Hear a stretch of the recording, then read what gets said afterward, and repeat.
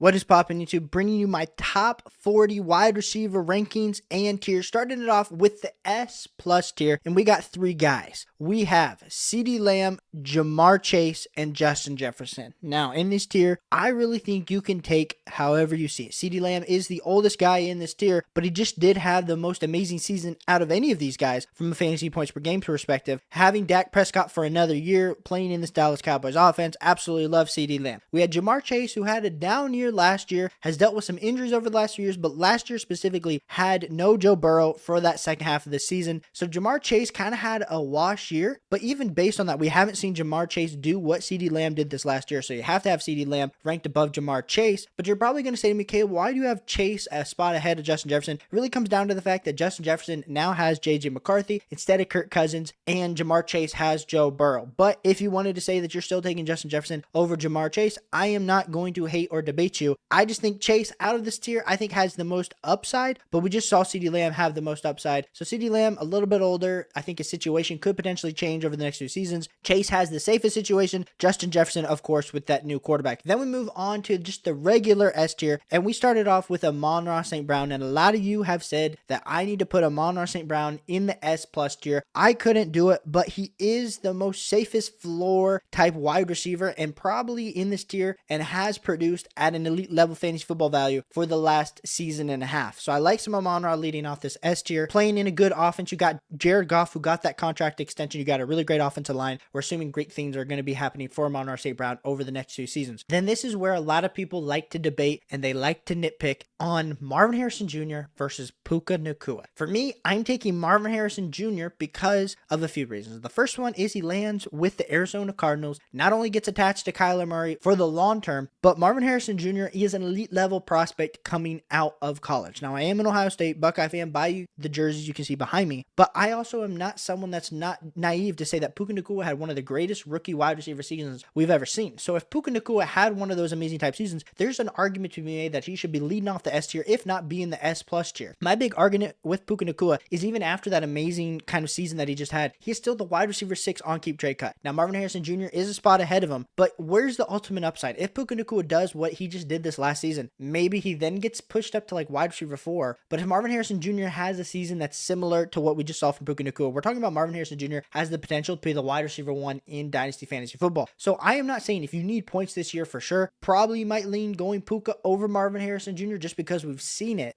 But I do think the ultimate upside in value is lying and dying with some Marvin Harrison Jr. as my wide receiver 5. And then, of course, the consolation prize, wide receiver 6 for Puka Nacua. We started off in the A tier with Malik Neighbors, who lands on a Giants offense that is desolate of talent. We're talking about Daniel Jones. We know he's not the best quarterback that you've ever seen, but that doesn't necessarily matter to me because I know that the target volume, we're talking about Malik Neighbors having potential to get to like 140 targets as a rookie, which is going to be super exciting for a guy like Malik Neighbors jumping into the Giants offense as a prospect, probably the wide receiver 1 of the last 2 classes if it wasn't for Marvin Harrison Jr. in his same class, like Malik Neighbors here in starting off the A tier. Then we move on to the next guy, and it's going to be Garrett Wilson. And I understand Garrett Wilson has literally not produced at an elite level for fantasy over the last 2 seasons, but he hasn't had Aaron Rodgers. Last season, Aaron Rodgers played, of course, that went out, got hurt on literally, what was it, the second play of the game. Didn't even get a chance to throw Garrett Wilson the ball, but we saw the glimpses, the highlights in the preseason, and we've seen the elite level separation that Garrett Wilson has been able to get. He is a target hog machine, which targets are earned, not given. So a guy like Garrett Wilson over AJ Brown, I think that is something that maybe if you're a contender, you feel a little bit safer with AJ Brown with the contract tied to Jalen Hurts. But for me, I like the upside of Garrett Wilson, going with Garrett Wilson. The next guy in the tier, of course, is AJ Brown. And AJ Brown, for all the hate and purposes, is getting up there a little bit in age with 26.9. He's entering the prime of his career, about to be 27 this next season. Not only do we have an offense that is tied to Jalen Hurts, that has Saquon Barkley, but he also is tied with Devontae Smith, who signs that big time contract extension. For us, when we're looking at AJ Brown, I think the days of being a top 5 dynasty wide receiver are starting to be a little bit behind him. But when we're talking about if you're a contender and need some fantasy football points, wide receiver 8 the last 2 seasons, I think the big argument is even with the 158 targets, the 146 targets that he's had the last 2 years, he only finished as a wide receiver 8. So can he even crack that top 5? Does he have that in his range of outcomes? I don't know, but I think the value of knowing that you're getting a top 12 wide receiver year in and year out with A.J. Brown, it's definitely worth it. So I have him here in the A tier. Then we move to the next guy, and it's going to be Tyreek Hill. And I understand, I think for me, looking at Tyreek Hill, put him a little bit further down my Dynasty rankings a lot of the time. But when I was kind of updating my rankings here, I pushed him up. And the main reason I pushed Tyreek Hill up is we can really only play in a year or two windows. And as much as I would love to tell you that,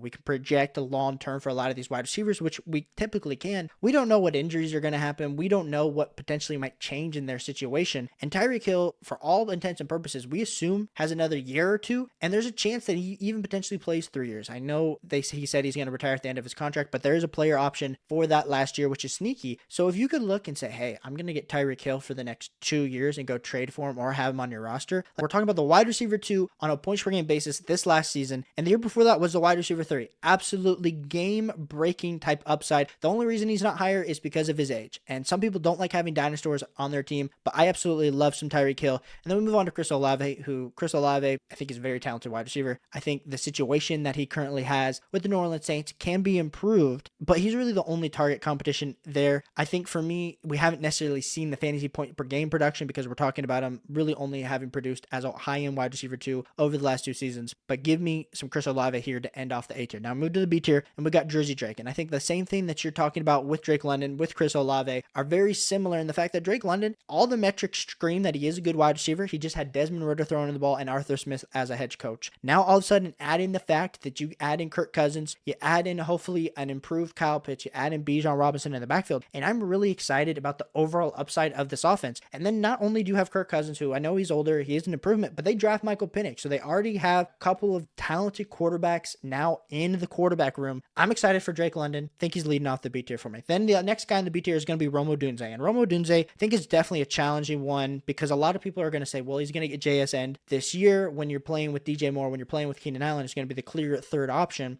And Caleb, we just saw what happened with JSN, was ranked top 15, top 16 dynasty wide receivers this time last year as a rookie. And then all of a sudden, of course, got JSN, and now he's down closer to like wide receiver 24, wide receiver 25. I think that's a valid argument. I also would say that Rome Odunze got drafted pick 9, JSN got drafted pick 20, and the situations are a little bit different, and Rome Odunze is going to be on the field because they're going to be playing a lot of 3 wide receiver sets in Chicago. So I like Rome Odunze. Definitely think this is more a projection. Of course, if you're using these rankings for like a startup draft, I think the conversation of am I taking Rome Odunze, am I taking Brandon Ayuk, like there's a good chance that Rome Odunze even going ahead of like Tyreek Hill and Chris Olave in the tier above. I like Rome Odunze. You let me know what you think of Rome Odunze down below. Do I have him ranked too low? My next guy in the tier is going to be Brandon Ayuk, and we kind of start to go to Brandon Ayuk stepped up as the clear wide receiver 1 on the 49ers this last year. Based on everything that we heard and reported, there was maybe a little bit of discontentment. It seems that he's going to be staying with the 49ers through this next season. So keep Brandon Ayuk there with Brock Purdy, with this elite level Kyle Shanahan calling offense, like some Brandon Ayuk. Then we move on to kind of the clear wide receiver 2s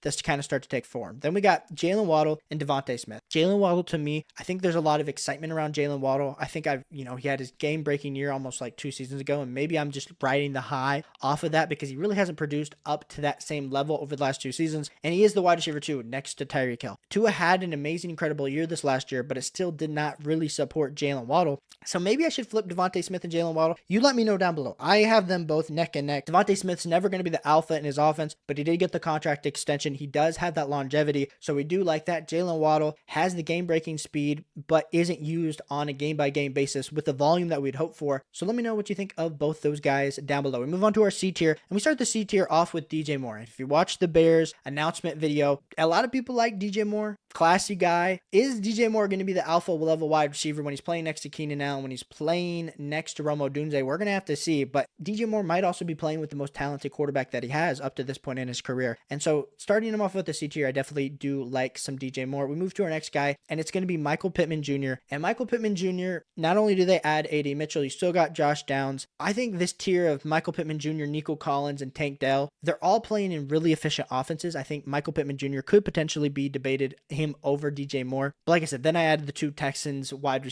receivers there. I think Tank Dell is definitely underrated in the dynasty landscape right now. So I'm definitely trying to get as much Tank Dell onto my rosters as I can. I think Nico Collins, like I said, he is playing this last year on his rookie contract deal before he potentially could be re-signed by the Texans or go elsewhere. Stephon Diggs could be potentially cut at the end of this year. So I do like Tank Dell and Nico Collins in my Dynasty rankings. We then got DK Metcalf, who DK Metcalf I feel like right now is fairly appropriately valued in my rankings. I don't think he ever gets back to being a middling wide receiver 1 in fantasy football purposes. I think his upside is definitely being a high-end wide receiver 2 on this new coaching regime with Geno Smith. So I like DK Metcalf's value here. I think if you understand what you're getting with DK Metcalf, you kind of feel really content with that. Then you got the upside shots at the end of this tier with Zay Flowers and Jordan Addison. Zay Flowers, clear wide receiver 1, second receiving option if you count Mark Andrews as the elite level receiving option in that Baltimore Ravens offense. But Zay Flowers, we saw what he was able to do this last year, especially coming on late. Zay Flowers, target monster, and no OBJ to kind of compete with. We'll have to see what they end up doing if they sign some more free agents and what those younger guys can end up doing. Then we end up with Jordan Addison, and Jordan Addison might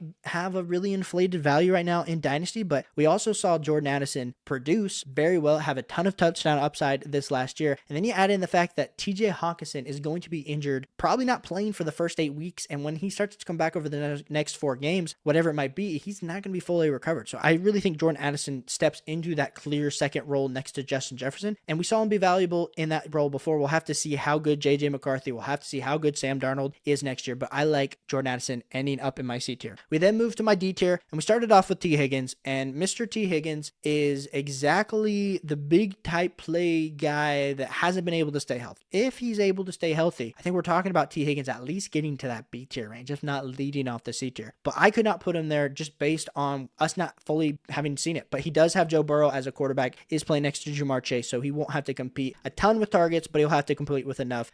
T. Higgins starts here in my D tier. Then we do next guy, and it's going to be JSN. And anybody that's watched any type of Dynasty content this offseason, you know that there's a lot of people out there that hate some JSN. They don't believe in the ultimate talent that JSN is, but give me some JSN. I love him. I think the production that he had at Ohio State, he was beating out Garrett Wilson and Chris Olave. As a sophomore, I hear you. Those guys were first-round NFL draft picks. So is JSN. I also hear you that he was working in the slot, so they were opening up the middle for him. I think he had an injury-riddled senior season. I also think him breaking his hand right before week 1 also didn't help him get off to a slow start. I think if he gets a little bit better start, we're talking him more really start to breaking out, because if you look from like week 12 on, dude was really starting to put up some solid fantasy football numbers. I like JSN. I think the talent is there, and I think you're definitely getting a discount right now. I think he'll definitely be shooting back up the Dynasty rankings. We then move into Xavier Worthy for the Kansas City Chiefs, and what a better landing spot for Xavier Worthy. I don't know if you could potentially put him anywhere else and say that's amazing. I mean, a lot of people are going to say, hey, he's the next Tyreek Hill, and we've just seen the Chiefs. They're really trying to find that next Tyreek Hill alpha level wide receiver replacement. It's kind of a shame that they haven't signed anybody, gone after anyone in free agency, because they really don't have the cap space to with Patrick Mahomes' contract. But Xavier Worthy is kind of stepping into a wide receiver landscape where you got Travis Kelce in the middle at tight end, but then you got Rashee Rice and kind of all those question marks, and then there's really no one else. And so I do like Xavier Worthy here in the D tier. We then move to Brian Thomas Jr. and George Pickens, and Brian Thomas Jr. kind of steps into that lost role for Calvin Ridley. Definitely a touchdown dependent wide receiver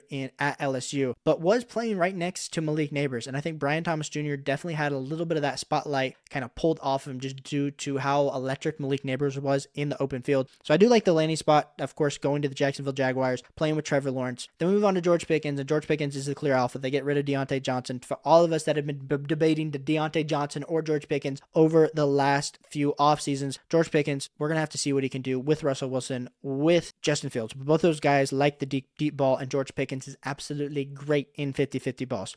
Then move to Ladd McConkey, and Ladd McConkey kind of showed in the combine more than just your typical slot wide receiver. He's super fast, super athletic, then lands with the Chargers, who absolutely need some receiving help after getting rid of Mike Williams and Keenan Allen. Now, how much are they going to throw the ball after drafting Joe Alt? They kind of beefed up the running back room with Gus Edwards, with J.K. Dobbins. I'm hesitant because I know just how Jim Harbaugh likes to win, and it's probably not going to be super fantasy football relevant, but I think you could maybe get some steals with Ladd McConkey, because Justin Herbert's going to have to throw the ball to somebody, and they are going to have to throw the ball. The next guy's going to be Deebo Samuel, and Deebo Samuel is the clear wide receiver 2 next to Brandon Ayuk. I think there's a lot of question marks. Is Deebo Samuel going to be on the team long term? Is Deebo Samuel going to get traded this offseason? Because I know there is a little bit of a cap friendly part aspect to his deal if he were to get traded past the June 1st deadline. I don't know, but whoever he goes to, they're going to be able to use Deebo Samuel, whether it's for screens, whether it's going to be down the field, whether it's going to be used in the backfield. Deebo Samuel, an absolute cheat code in Dynasty fantasy football. Then move to the E tier, and Devontae Adams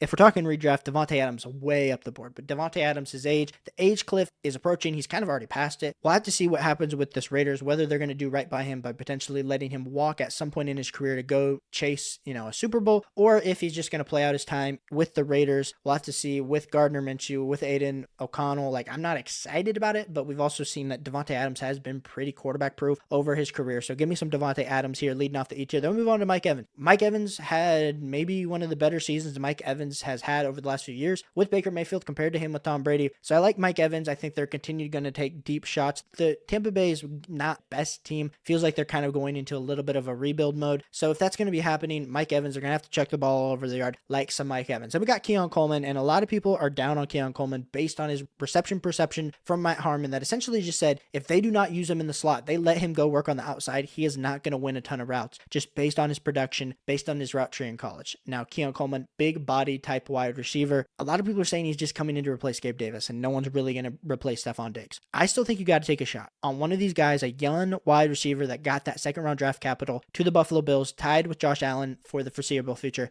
You got to be taking a shot like on this because it reminds me a lot of a guy like AJ Brown or DK Metcalf, where you love how they look as they look like a freaking monster. They look like a superhuman, but then you're worried about them actually running routes. I think he can definitely develop that over these next weeks, and plus he's got quite the personality. So I'm cheering for Keon Coleman here in the E tier. Then move on to Scary Terry, who also maybe gets the best quarterback of his career with Jaden Daniels. We'll have to see how that plays out, but Terry McLaurin is way better than Jahan Dotson. They bring in Ben Sinnott. They bring in Zach Ertz. Like, there's a lot of question marks under this Cliff Kingsbury offense, but I like some Terry McLaurin. Then Ricky Pearsall also is like the wide receiver 3 on the 49ers. I got to put him here because he did get first round draft capital. And I think when we're talking about all these wide receivers that got the first round draft capital, you got to push him up the board. I don't care if he's the wide receiver 3 because he's going to get playing time at some point. They do think he was talented enough to take him that way. And maybe that's because something's going to be happening with Deebo Samuel. So I am positioning Ricky Pearsall right here in my dynasty rankings. Then we also got Cooper Kupp. And Cooper Kupp, I think a lot of people are so tired of the injuries that have happened over the last 2 seasons, but Cooper Kupp's in a very similar situation to Mike Evans and Devontae Adams, where if you're a contender, you definitely continue to ride the Cooper Kupp hand because we do know that he does have that ultimate